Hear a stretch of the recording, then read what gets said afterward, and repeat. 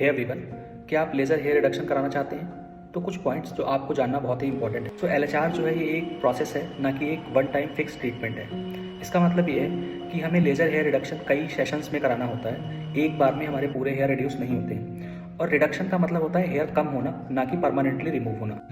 तो दूसरा important point ये है कि अगर आप हेयर रिडक्शन के लिए जा रहे हैं तो आप हेयर को अपने शेव कर सकते हैं, बट वैक्सिंग एपिलेशन आपको नहीं करना चाहिए।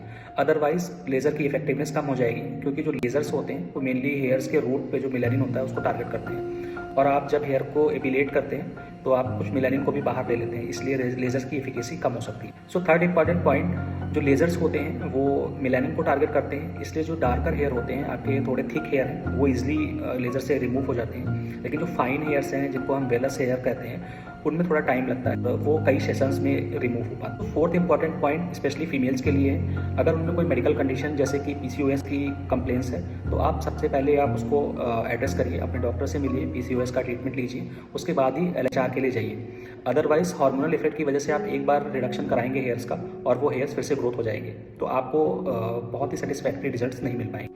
और लास्ट सबसे important point, hair reduction is not a permanent hair removal. कुछ टाइम के बाद आपके हेयर फिर से ग्रोथ होंगे ही होंगे, तो आपको कुछ मेंटेनेंस सेशन लेजर्स के लेने ही पड़ेंगे। Hope you will like this information.